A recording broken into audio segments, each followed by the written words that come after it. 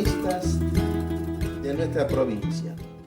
Hoy estamos con una persona muy querida y de gran protagonismo, por lo cierto, en la cultura.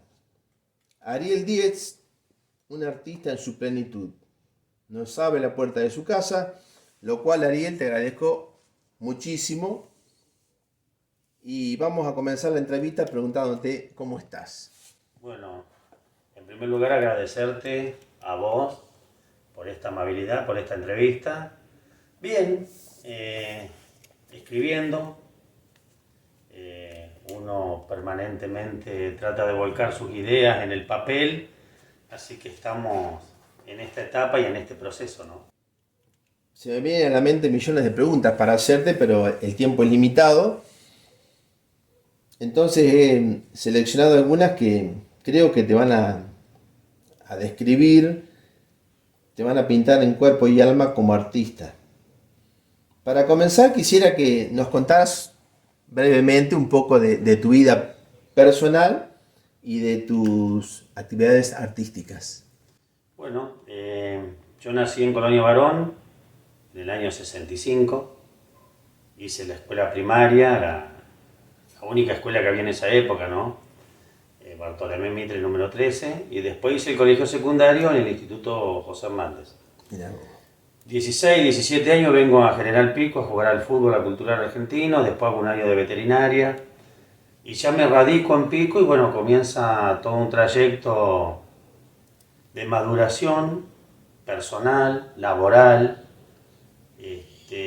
Siempre he leído mucho, nunca pensé en ese momento en escribir. Claro, siempre sentiste deseos de leer, pero nunca pensaste que podías llegar a ser un escritor. Exactamente.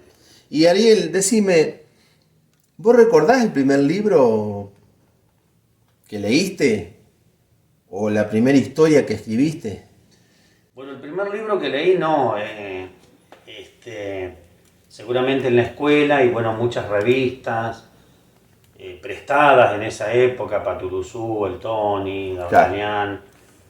Después ya cuando llegué al colegio secundario tomé contacto con las obras clásicas de la lengua castellana, El Quijote, La vida es sueño. Y después, a unos 15 años tendría yo aproximadamente, comienzo a comprar una colección de libros, que son 150 libros. ¿A qué edad me decías? 15 años. Mirá, 14, 15 años. Ya una gran inquietud, un gran interés por lo literario, ¿no? Claro, y ahí el primer libro es Un segundo sombra, y después, bueno, ahí tomo contacto con el cuento costumbrista, Mateo Bosch, Martiniano Leguizamón, Dávalos, Horacio Quiroga, bueno, el Martín Fierro, que ya lo veníamos trabajando en la escuela, y siempre me encantaba en ese momento la poesía gauchesca, el Santos Vega, el Fausto, las obras de Estanislao del Campo, Los Mellizos de la Flor. Y bueno, y ahí comienza mi lectura, especialmente en la elección de poesías y el cuento corto, ¿no? Nunca fui un lector de novelas. Claro. Por lo tanto, no me veo escribiendo una novela, por lo menos por ahora. Hasta ahora porque seguramente habrás ido evolucionando desde tus comienzos hasta ahora. Sí, no vamos a hablar de este tema, pero seguramente has evolucionado mucho. Como lector, sí. Como escritor, digo. Y como escritor. Como lector y como escritor también. Sí, primero como lector, porque ya después incluso le agregué mucho material relacionado con historia, con política, más cuando comencé a cursar la carrera del profesorado. Y como escritor es un aprendizaje permanente, yo me di cuenta que es un aprendizaje permanente, que es un crecimiento con los otros. Para mí, yo aprendo de cualquier tipo de encuentro, siempre estoy aprendiendo. Y creo que también los momentos históricos nos condicionan hasta sobre las temáticas que a veces elegimos. Y creo que la pandemia generó un antes y un después en la sociedad, no solo con nosotros, sino a nivel mundial. Entonces yo en el año 2020 escribo 2 libros, en el lapso de 2 meses, 3, pintor de sueños. Claro, uno, y tenías otro- tiempo full time para escribir.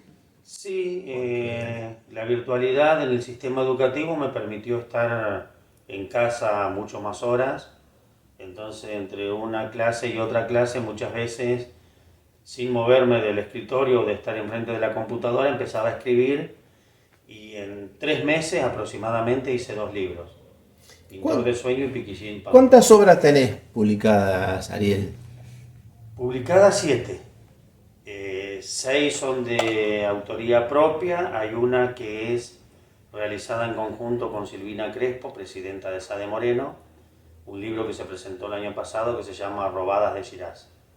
Y estas 7 obras que vos mencionás se dio en el lapso de un tiempo de ¿cuántos años? 4 años y medio.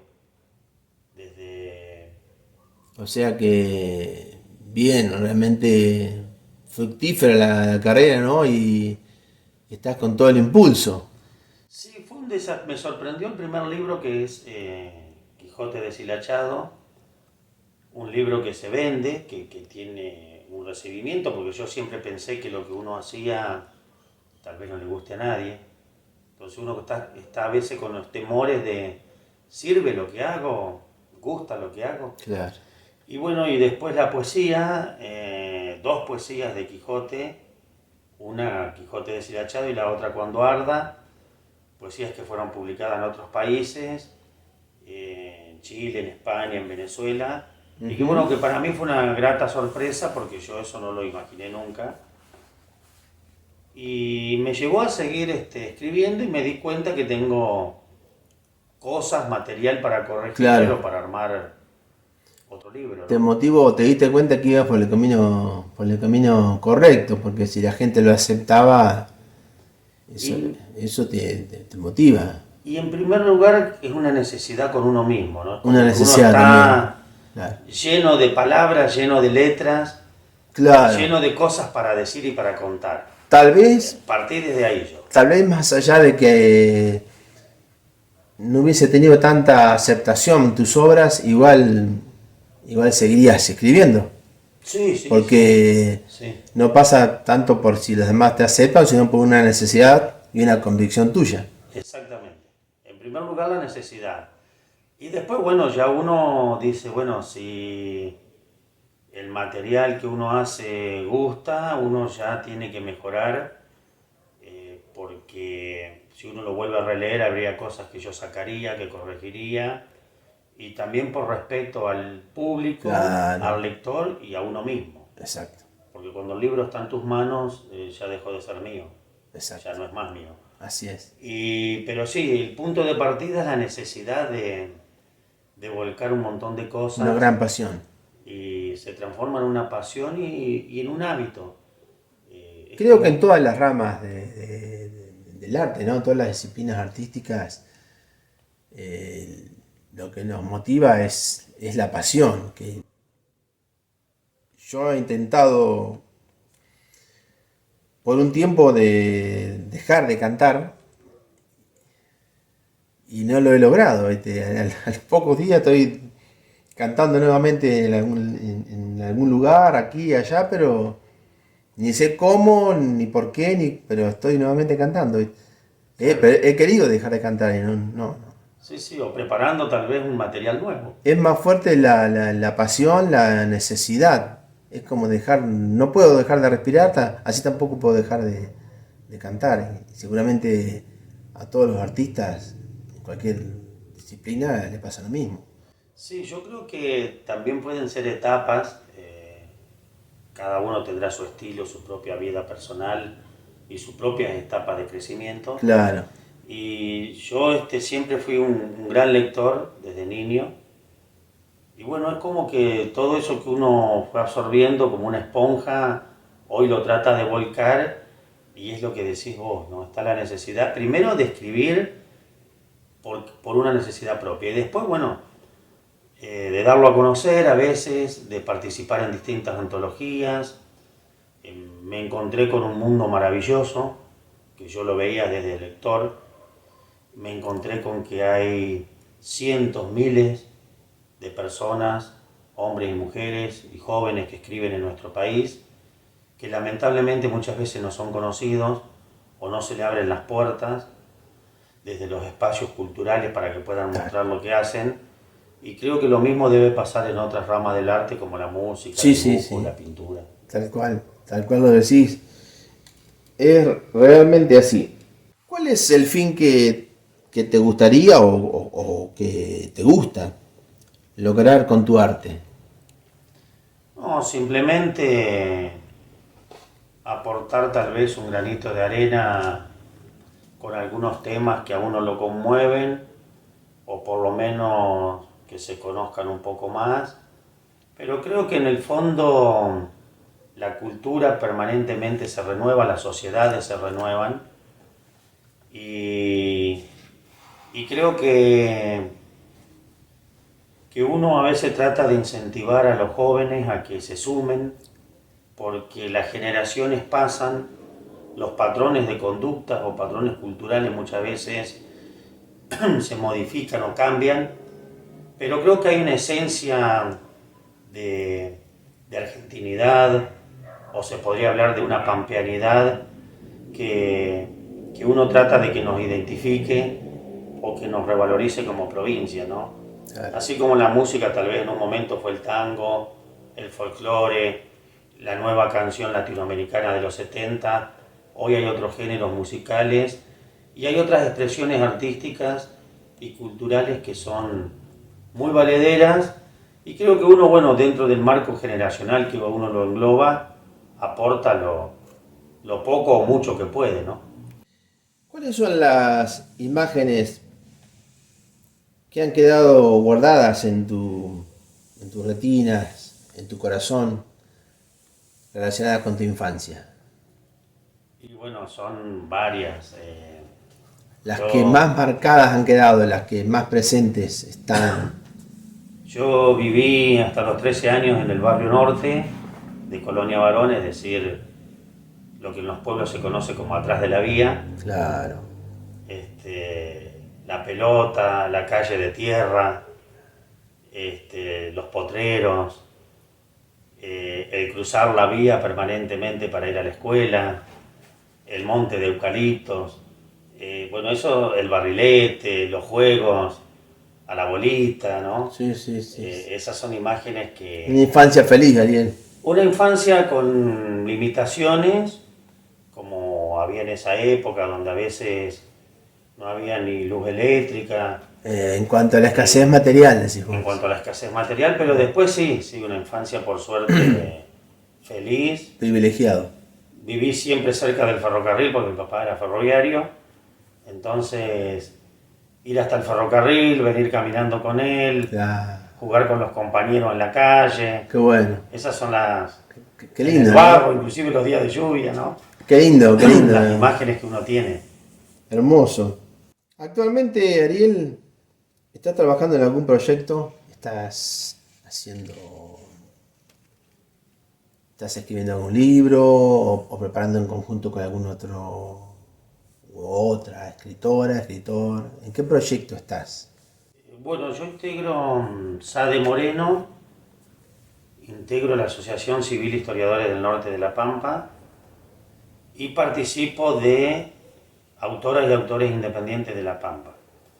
Se termina de publicar con autoras y autores una antología. Participé de Memoria 16, que va a ser publicada ahora por el grupo de historiadores. Tengo material para un libro que ya lo tendría armado, Ujú. que sería una especie de continuidad de Piquillín Pampa, relacionado con la flora, la fauna pampeana, las costumbres. Yo toco ahí Importante. algunos temas que tienen que ver con las creencias, con Bairoleto, con alguna temática muy arraigada a las tradiciones y leyendas nuestras. Sería un material para corregir, pero bueno, en eso estoy trabajando, sí. ¿Vos pensás que es necesario para lograr hacer arte? ¿Es necesario estudiar en una escuela de arte? Y yo creo que el artista nace y después se forma. Creo que sí, que el estudio, las técnicas son fundamentales. Pero creo que en todo orden de la vida, ya sea el deporte, la política, la cultura, hay gente que tiene un don especial. Primero el don y luego perfeccionar. Y creo que la perfección Claro. es el estudio, el trabajo es fundamental. Pero bueno, las condiciones naturales nacen con uno. Seguro.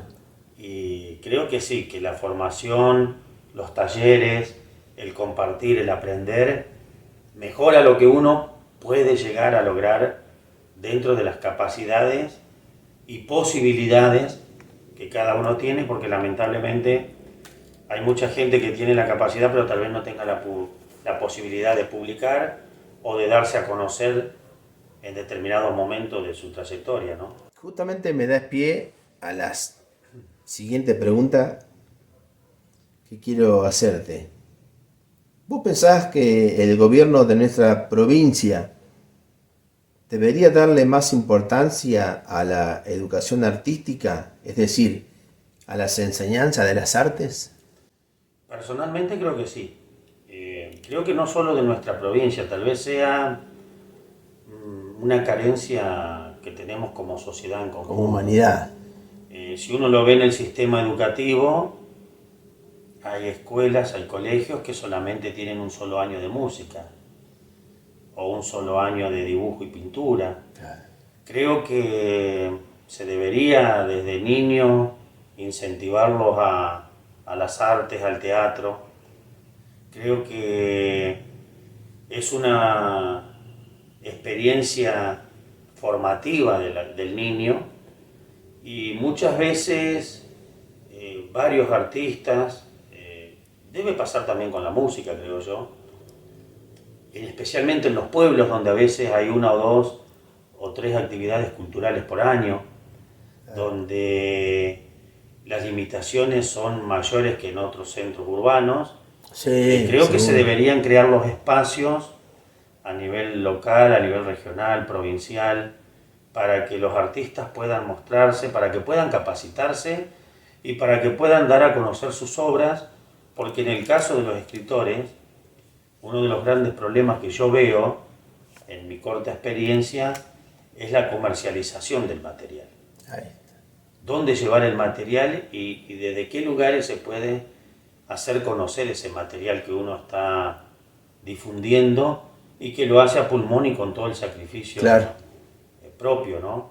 Creo Claro. que ahí habría algo que modificar y después creo que desde la escuela debe ser la escuela y la sociedad unas puertas abiertas a las expresiones y al desarrollo de las infancias en donde el arte esté presente, ya sea en carnavales, en murgas, en teatros, en comparsas, en música, en escultura. Creo que debe haber un potencial artístico en cada ser humano que muchas veces está sin explotar.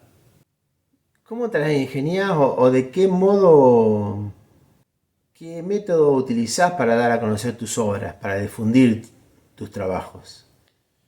Bueno, yo primero comencé con una simple presentación y con alguna página de Facebook o alguna red social tratando de difundirlo. Después fui tomando contacto con otras personas de otras provincias que tuve la suerte de conocer y de que me ofrecieran participar de determinadas tertulias, de encuentros literarios, de diversas antologías. Claro. Que yo debo tener publicados, escritos en más de 30, 40 antologías, algunas digitales, otras en formato papel o de ambas maneras. Y después, bueno, dentro de los espacios regionales, a través de las librerías locales, de Santa Rosa, de Medasur y de algún otro espacio en librerías pequeñas que uno puede encontrar en alguna ciudad y que a uno le toman el producto, el libro ya para poder llegar a alguien más que uno de otra forma no llegaría, ¿no? Pero creo que ahí hay una brecha muy grande con las grandes cadenas internacionales o de librerías en las cuales entran determinados autores, pero me parece que la mayoría hoy por hoy miramos desde afuera, ¿no? Claro. Del otro lado del vidrio. Como pasa con la música, ¿no? Pasa lo mismo. Claro, debe pasar con, Sí, similar. con otras Similar. esferas culturales, ¿no? Decí, Mariel, ¿cuáles son? Seguramente varios, pero si tuvieras que mencionar 4, 5 de tus referentes principales, ¿cuáles serían? Y bueno, yo de adolescente al leer mucha poesía, Federico García Lorca, Antonio Machado, Pablo Neruda, Miguel Hernández. Después fui descubriendo a Borges, Alfonsina Storni, Pizarnik, Cortázar, Poe. También soy un admirador de Horacio Quiroga. Incluso yo hago un libro que es Pintor de Sueños, donde tomo todos estos referentes y le dedico alguna poesía o tomo un epígrafe de ello y lo transformo. Y en la adolescencia también me enamoré de la pluma de Baldomero Fernández Moreno, ¿no? Que para mí es un grande, al cual yo admiré siempre. Y en cuanto, discúlpame que te estabas respondiendo y te corté, pero se me vino la pregunta a la mente y no quería dejarla pasar. En cuanto a los escritores de nuestra provincia, actuales y de los que ya han estado, ¿hay alguno que vos tengas preferencia para uno de ellos? Ricardo Nervi. Yo creo que Nervi para mí es... Hay muchos, Creo que Bustriazo marcó un estilo, Morisoli, bueno, Olga Orozco, aunque es una escritura que se mezcla con lo que sería el mundo de otras subjetividades, relacionadas con el tarot. Y creo que también en el cancionero Heraldo Hernández Ahí va, una pregunta también que... Tiene unos escritos muy buenos. Yo conseguí 2 libros de él en los años 80, 90 y tiene una poesía muy comprometida socialmente y políticamente. Entonces, para mí es un gran escritor. Y podría haber alcanzado altos niveles y darse a conocer a nivel más que nacional, si no se hubiese cortado su carrera, ¿no? O sea, él perdió su vida física siendo muy joven.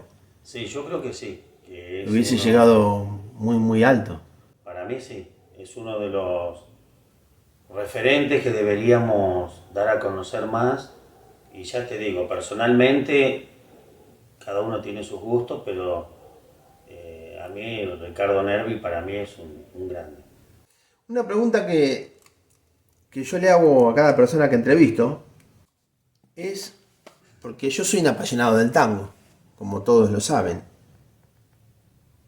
Entonces me interesa saber también las personas